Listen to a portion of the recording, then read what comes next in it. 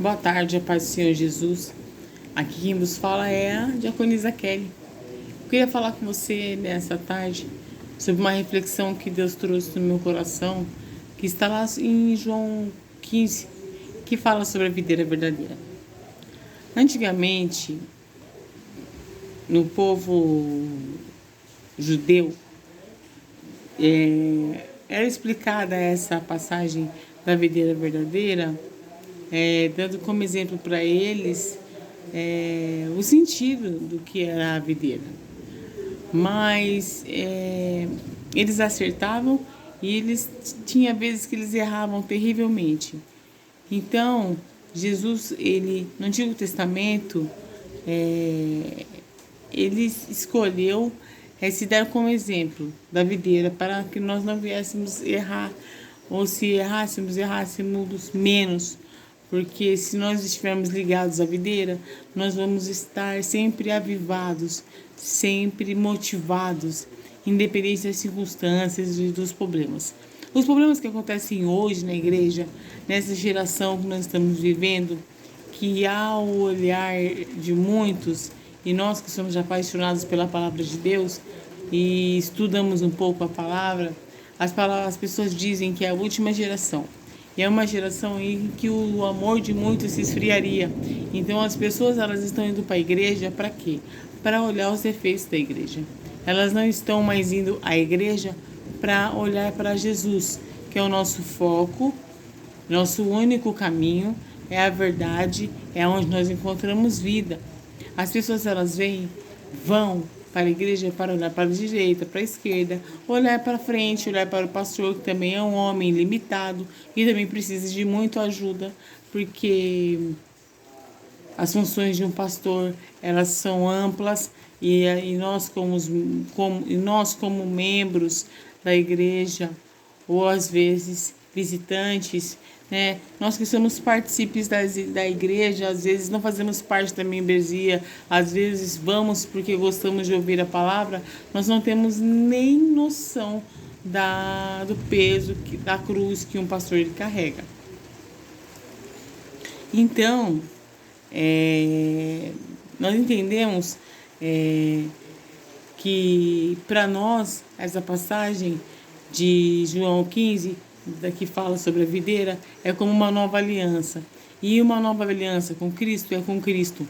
Não há nada que possa quebrar essa aliança nossa com Cristo.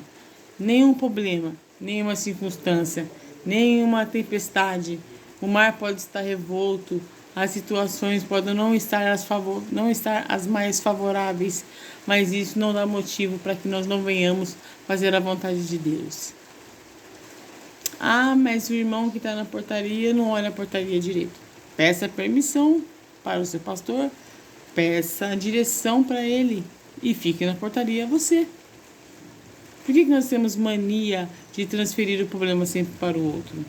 Ai, mas aquela irmã vai na igreja, eu não aguento mais ouvir, aquela irmã canta desafinado, uma voz horrível, estridente, mal eu consigo ficar dentro da igreja. Por que nós não vamos até o pastor, não pedimos permissão para o nosso pastor, não ensaiamos, né? Não jejuamos, não pagamos o preço, né? E cantamos nós? Por que nós temos o hábito de sempre passar o problema para o outro? Mas eu vou na igreja, aquele banheiro sujo, mal limpo, papel no chão. Ué, peça permissão para o seu pastor, chegue alguns minutos antes do culto e limpe a igreja você. Limpe a igreja, limpe o banheiro eu. Pedindo permissão para o nosso pastor não tem problema nenhum. Mas não, é mais fácil, é mais leve eu ficar empurrando o problema para o outro. É por isso que a igreja às vezes não cresce, porque nós passamos toda a responsabilidade de uma igreja na mão do pastor, sabendo que o pastor é ilimitado. O pastor também precisa dormir, o pastor também precisa tomar banho, o pastor precisa fazer as suas situações fisiológicas, o pastor também chora, o pastor também às vezes ele tem medo, o pastor ele só não tem dúvida do caminho que ele está seguindo. Mas o pastor ele está sujeito a todos os sentimentos de um ser humano. E por que não nos unir, ao invés de ficar dando e encontrando e caçando problemas, pelo em ovo. O inimigo ele sabe que aonde é uma igreja unida, ele não pode encontrar ela. E um reino dividido, ele se autodestrói. Devemos a crer o quê? Que a palavra está deixando para nós escrita, que o inferno e os que nele vão habitar, os inimigos da nossa alma, eles são unidos. Extremamente unidos. A palavra de Deus nos deixa escrito que os filhos das trevas, muitas vezes, eles são mais prudentes do que os filhos da luz. Eles são mais unidos. Aquilo que é passado para eles fazer como tarefa, eles fazem com muito zelo e eles não desistem enquanto eles não terminam de fazer e fazer com esmero. Eu estava falando em um vídeo esses dias e eu achei engraçado, porque às vezes você dá R$100 para a igreja, que é uma mixaria, porque aos meus olhos R$100 não dá para se fazer nada no dia de hoje, e as pessoas criticam. Nossa, irmã Kelly, R$100 que você vai dar na igreja? Quando a pessoa olha, até porque não é ético você ficar olhando o quanto que o irmão vai ofertar e dizimar. Mas é engraçado que quando eu gastava R$4.000 em droga, nunca ninguém me criticou. Pelo contrário, me incentivava ainda mais para que eu pudesse gastar mais e mais e mais, mesmo sabendo que eu estava caminhando rumo a uma pobreza material e espiritual. Deus, ele é altíssimo, ele é o dono de tudo, ele é a nossa videira, e nós estando ligados a ele, jamais nós enfraqueceremos. Eu costumo dizer para mim, sempre que tenho a oportunidade, porque a palavra é primeiro para mim e depois para os meus irmãos, que o que vai me afastar da presença de Deus? A fome, o frio, a fraqueza? Glórias a Deus, aleluias. Não nos falta nada na presença de Deus. Não há lugar, não há nada secular, nem temporal que possa satisfazer mais o meu coração do que eu estar na presença de Deus. Não tem paz maior do que dormir e saber que você está mais um dia limpo, mais um dia na presença de Deus, mais um dia fazendo a vontade de Deus. Quando era para fazer aquilo que era errado, a gente procurava fazer o melhor possível. E aí quer chegar na casa de Deus, quer fazer de qualquer maneira, quer tocar naquilo que é santo e é sagrado, de qualquer forma, sem estar preparado. E depois passa por batalhas espirituais, psicológicas, não sabe nem o porquê. Por quê? Porque não respeita as coisas que são e estão na casa de Deus. Tudo com muito preço. Tudo que está na casa do Senhor é com muito choro, com muita lágrima, né? O nosso pastor é óbvio que ele não vai chegar e vai ficar colocando para nós, como membros, o que ele passa. Mas nós também temos que lembrar que nós, ligados à videira, temos que estar nos limpando cada dia mais, como se nós estivéssemos nos podando para dar frutos novos, frutos esses mais fortes e frutos esses duradouros. Mas é engraçado que quando nós tomamos essa atitude de querer servir a Deus de todo o coração, se levanta ataques de todos os lados, de todas as maneiras. Até mesmo da mesa da onde nós sentamos, vem pessoas nos criticando. Engraçado que aqueles que nos criticam e às vezes se levanta para ver defeito são os que menos fazem na igreja. Mas um dia eu refletindo e eu dialogando com o meu pastor, porque eu não perco a oportunidade de conversar com ele. É um prazer muito grande quando eu tenho a oportunidade de estar conversando com ele, porque ele é um homem muito ocupado com coisas seculares, não, muito preocupado com as coisas de Deus. Eu falei para ele, pastor, mas estou tomando tanta pedrada. E ele disse, minha filha, e quem disse que seria fácil? Qual parte na Bíblia está escrito que seria fácil? Jesus, naquele caminho para o Getsemane, foi fácil? E por que seria fácil para nós? Porque em algum momento, num dado momento da minha vida, quando eu encontrei Jesus com 15 anos de idade, que eu conheci quem era Jesus, eu achei que eu andaria num mar de rosas. Depois eu fui entender que não era bem assim. Nós estamos sendo lapidados, moldados né? Moldados o nosso caráter para estar o quê? Fazendo a vontade de Deus. E aquele que faz a vontade de Deus não questiona o que faz a vontade de Deus. Ele simplesmente obedece como uma ovelha, porque aquele que não obedece não é ovelha, é bode. Mas por que isso, pastor? Mas por que aquilo, pastor? Mas por que aquilo? Mas por que... Você acha que o pastor vai saber tudo? Tudo mesmo, tudo ele tem que saber para te responder, para você estar em obediência a Deus. Deus, ele é o nosso Criador. Ele não tem que ter satisfação de tudo que ele faz. Só uma coisa que eu posso dizer para o meu irmão e para mim, com toda certeza, não há lugar melhor para se semear do que na casa de Deus. Eu nunca perdi por semear na casa de Deus. É lavando louça com criança no braço, é varrendo com o braço, com a criança no outro braço. E fazendo N coisas mais. Mas no mundo não era assim.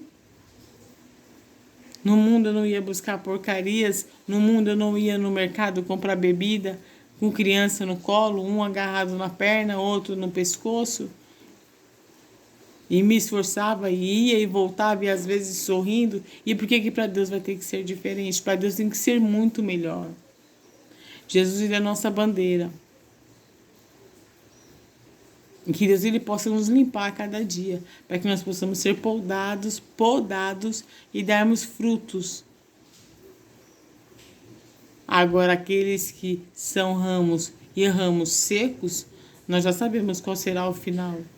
Está escrito em vários livros da Bíblia que aqueles que não dão frutos serão arrancados, depois talhados como molhos e depois jogados no fogo,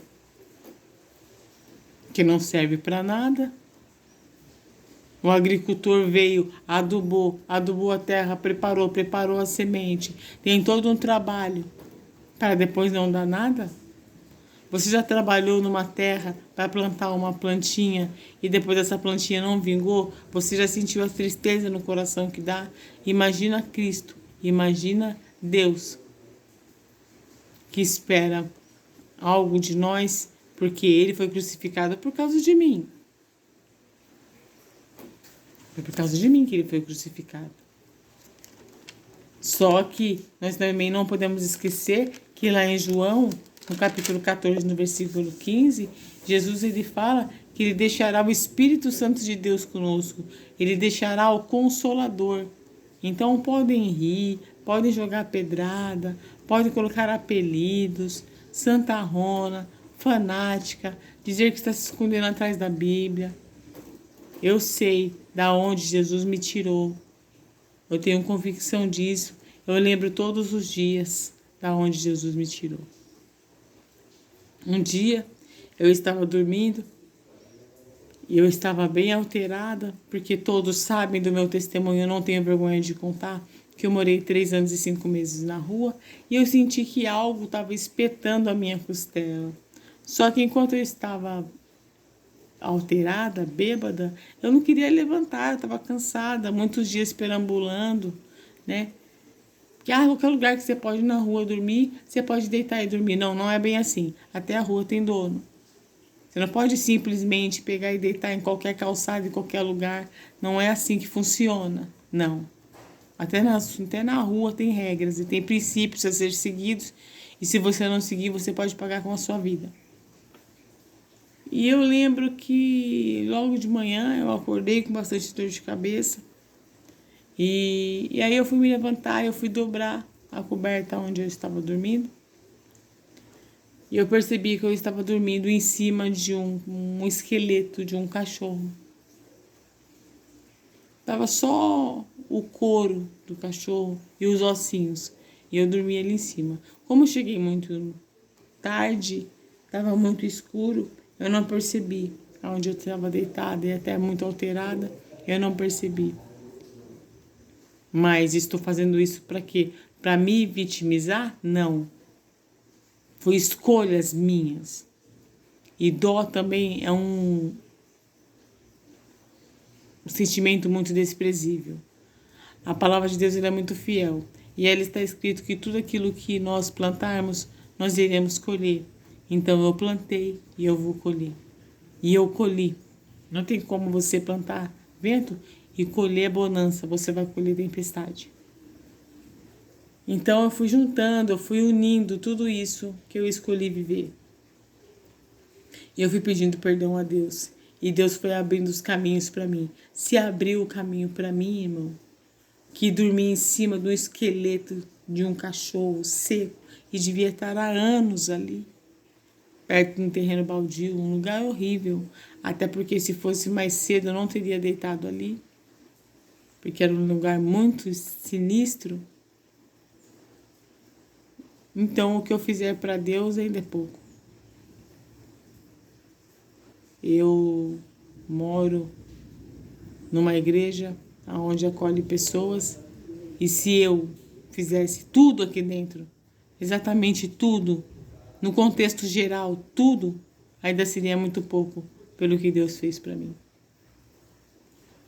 Um dia eu cheguei na igreja e eu disse, não quero pregar, não quero falar, não quero orar, não vou falar com Deus, não vou abrir a Bíblia, eu não vou orar, não vou entoar nos hinos da harpa, eu não quero fazer mais nada.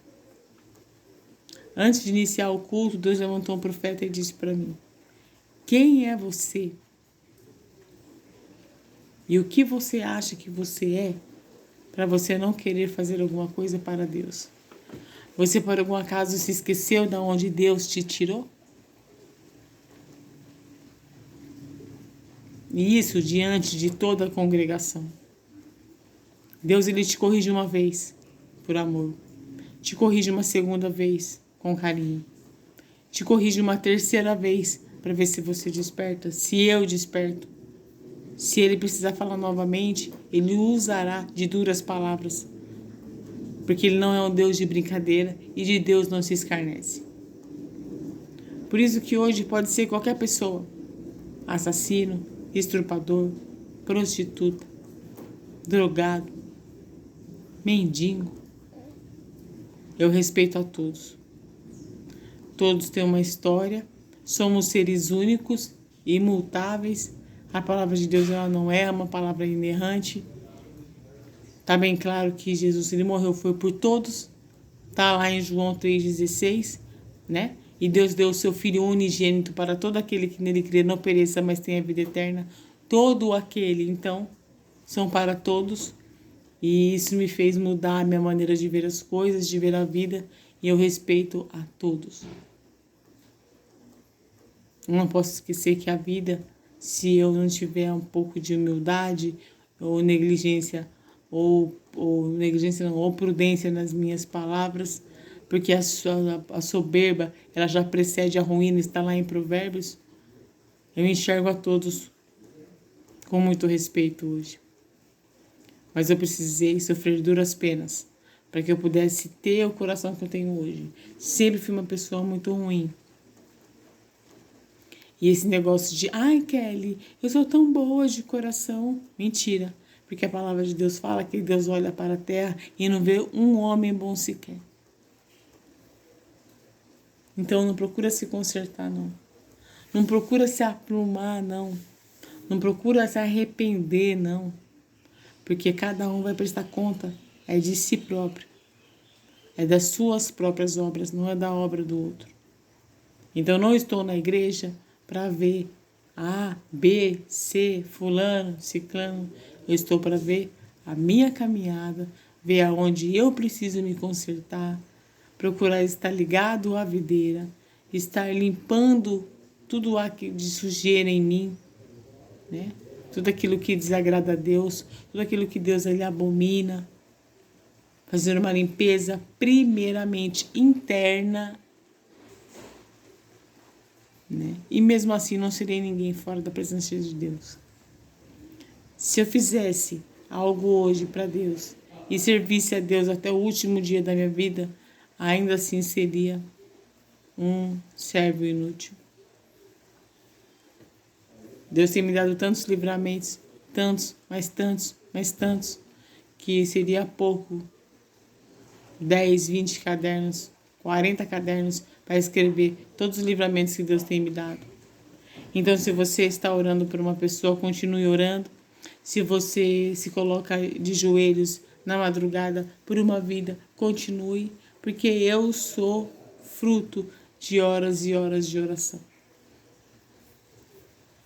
Não só eu, como muitos da minha família. E eu estou feliz. Estou muito feliz por onde eu estou. Não está chovendo na minha cabeça. Não estou acordando com chute de GCM na minha costela. Não estou sofrendo o perigo de alguém jogar fogo no meu gasolina no meu fogo, depois estiar fogo, né? As minhas filhas não sofrem falta de nada, né? Tenho mais do que eu mereço, né? Não parece, sou meio colericona assim, tenho um semblante pesado, mas acredito que Deus ele vai trabalhando. E eu levo muito a sério as coisas de Deus. Então, dificilmente você vai ver eu sorrindo ou brincando, assim, porque as coisas de Deus são muito sérias. E o mundo vai nos odiar. Quanto mais nós amarmos a Deus, mais o mundo vai nos odiar, né?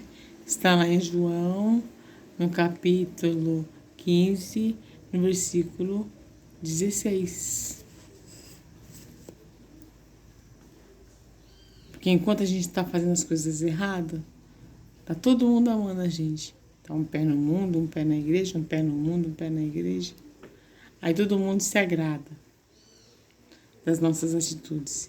Agora, quando a gente tem aquele despertar do Senhor e a gente escolhe agradar a Deus, se prepara, que muitos vão se afastar.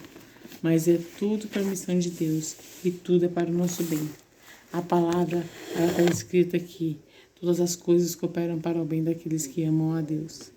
Então, se pessoas se afastarem de você, de mim, não reclame. Nós precisamos de quem? De Cristo. E ponto. Que é Ele que abre porta, é Ele que fecha a porta, é Ele que cura, é Ele que permite que a doença venha. É Ele que faz nascer, faz brotar. É Ele que faz a chuva, é Ele que cessa a chuva.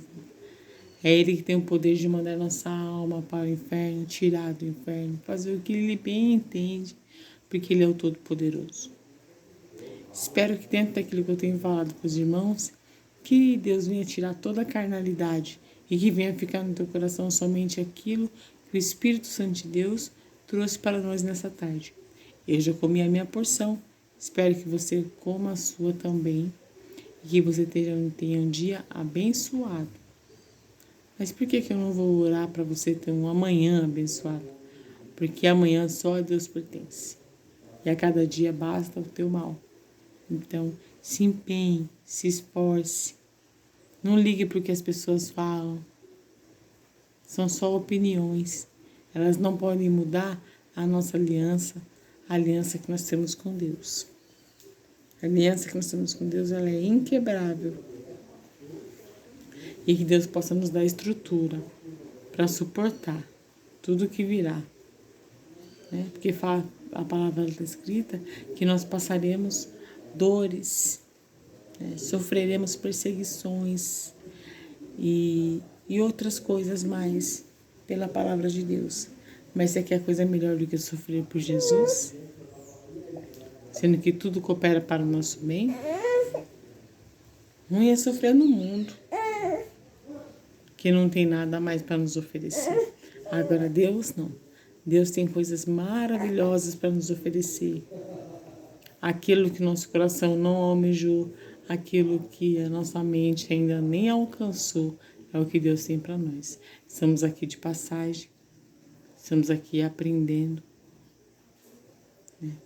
E um dia passaremos os portões celestiais e seremos coroados por Jesus Cristo. Não há nada mais maravilhoso do que isso. Aqui na Terra, as coisas são vaidade. Se você tiver, amém. Se você não tiver, amém também. O que nós não podemos perder é a presença de Deus, né? E não se sentir, não. Se nós temos algum dom, se nós manifestamos algum tipo de fruto do Espírito, porque tudo isso é para a edificação da igreja, não só para a edificação própria, principalmente para a edificação da igreja. Amém? Beijo no coração, fica com Deus e que Deus possa ministrar mais profundamente no teu coração e no meu. Fica com Deus, até a nossa próxima reflexão aí. Amém?